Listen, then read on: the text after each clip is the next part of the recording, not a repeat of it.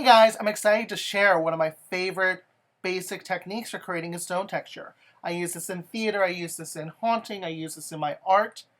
All you need is a surface that can take acrylic paint,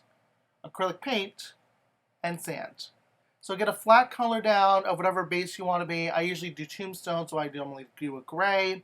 And sprinkle it with sand. This is dry, washed sand from a home improvement store. You can use craft sand as well. You can use sand from the beach if you have it.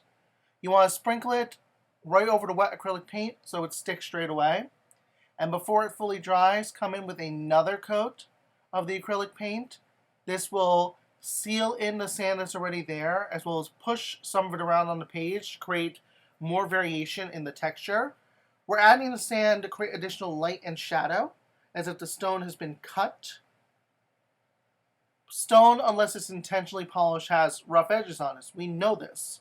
So it's adding some clumps, some texture, a little bit of this, a little bit of that. I want more texture on this piece, so I put another light sprinkling of sand. Doesn't need to be perfect after the first layer. Doesn't need to cover everything. We're trying to add variation. We're trying to add gradients. Sprinkle off the excess. You can always reuse the sand. It's not going to get too dirty with the paint on it. And even if it does, you just filter that out later or use it.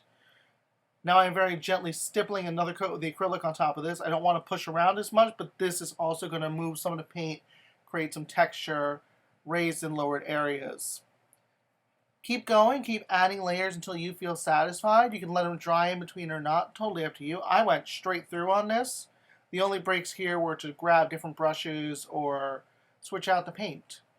So then when I want to create my tombstone style, I usually take whatever my base gray is, and I will layer in some white and some black acrylic paint, just spot it all over the place. And then using swirling motions, blend it out. If you leave larger streaks, it has a marble effect. If you blend it in further, it's just natural gradation in the stone texture. Leave it to dry and you have a beautiful stone to work with for your haunts, for your sets, for your art. Have fun.